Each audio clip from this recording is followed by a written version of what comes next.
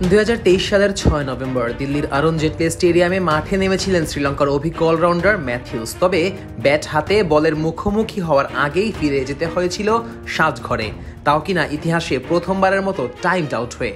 বাংলাদেশের বিপক্ষে এমন ঘটনার শিকার হয়ে শুধু ম্যাচের ফল নয়, ম্যাথিউস যেন হারিয়েছিলেন নিজের আত্মমর্যাদাও।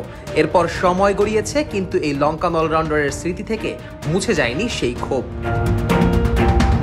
সম্প্রতি ESPN-কে দেওয়া এক সাক্ষাৎকারে ম্যাথিউস স্পষ্ট ভাষায় বলেন, আমি তখন খুব রেগে গিয়েছিলাম এবং হতাশও হয়েছিলাম, কারণ আমি কোনো ভুল করিনি। খেলার পর যখন ভিডিওটা ম্যাচ রেফারি ও আম্পায়ারদের দেখাই, তখন তারা বিষয়টি বুঝতে পারেন এবং আমাকে দুঃখ প্রকাশ করেন। শ্রীলঙ্কার ইনিংসে তখন সাকিব আল হাসানের বলে সামারা বিক্রমার আউট হওয়ার পর ক্রিজে নামেন ম্যাথিউস। ক্রিজে এসে প্রথমেই বেশ খানিকটা সময় নেন, এরপরেই টের পান তার হেলমেটের স্ট্রাপে সমস্যা। নিরাপত্তার কারণে তখন সেটি বদলাতে চেয়েছিলেন, আর মাঝের এই সময়টাতে কালক্ষেপণেই নজর পড়ে বাংলাদেশের। আর ঠিক তখনই বাংলাদেশের অধিনায়ক সাকিব আল হাসান সময়সীমা অতিক্রমের অভিযোগ এনে টাইমড আউট আবেদন করেন, যা আম্পায়াররা গ্রহণ করেন। পরবর্তীতে ভিডিও বিশ্লেষণে দেখা যায় 3:49 মিনিটে আগে ব্যাটার আউট হলেও 3:54 মিনিটে ম্যাথিউস টাইমড আউট হন। এর মাঝেও বল গড়ায়নি। পরবর্তীতে সেই ম্যাচ জিতে বাংলাদেশও চ্যাম্পিয়ন্স ট্রফিতে খেলার সুযোগ পেয়ে যায়। আমি নিশ্চিত 2 মিনিটের সীমা আমি অতিক্রম করিনি, বলেন ম্যাথিউস। আমার হেলমেটটা মাঠে প্রবেশ করার পরই ভেঙে যায়, আমি সেটা বদলাতে চাইছিলাম কেবল, এটা তো নিরাপত্তার বিষয়। তার ভাষায়, আমি বলছি না তারা ইচ্ছা করে করেছে, কিন্তু আমার মনে হয়েছে আমাকে টার্গেট করা হয়েছে। এটা আমাদের জন্য খুব গুরুত্বপূর্ণ একটি ম্যাচ ছিল। ম্যাচের পর সংবাদ সম্মেলনেই ক্ষুব্ধ প্রতিক্রিয়া জানিয়েছিলেন ম্যাথিউস, এমনকি বলেছিলেন, আমি কোনো দলকে এত নিচে নামতে দেখিনি। অনেকে তার এই মন্তব্যকে আবেগপ্রবণ বললেও ম্যাথিউসের কাছে সেই আবেগের পেছনে ছিল একটি গভীর অপমানবোধ। আমরা প্রতিযোগিতার মাঝপথে ছিলাম, জয়ের জন্য মরিয়া ছিলাম। এমন মুহূর্তে এভাবে ফিরিয়ে দেওয়া মানে শুধু একটি উইকেট নয়, মানসিকভাবে পুরো দলকেই ধাক্কা দেওয়া।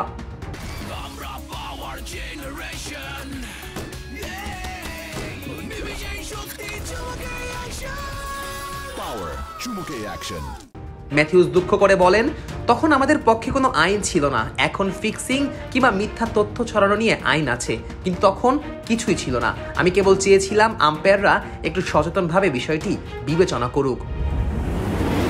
যদিও এ বিষয়ে তখন বাংলাদেশের অধিনায়ক সাকিব আল হাসান বলেন, এটা নিয়মেই ছিল, এটা ঠিক না ভুল জানি না, কিন্তু তখন মনে হয়েছিল যেন আমি এক যুদ্ধে নেমেছি, আর সেই যুদ্ধ জিততে হলে দলকে জিতাতে যা করা দরকার তাই করতেই হবে।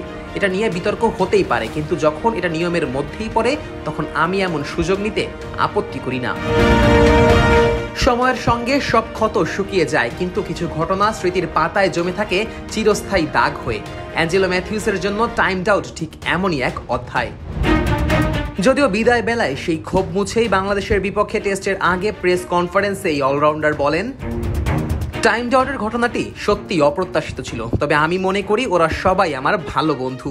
এখন আর কারো বিরুদ্ধে ব্যক্তিগত কোনো অভিযোগ নেই আমার। হ্যাঁ, তখন কিছু উত্তপ্ত কথা হয়তো হয়েছিল, কিন্তু সেটাকে আমি এখন আর গুরুত্ব দেই না। সবকিছুই মাঠের অংশ ছিল, মাঠের বাইরের সম্পর্কটা এখন সুন্দর। Nazmus Sakib, on field.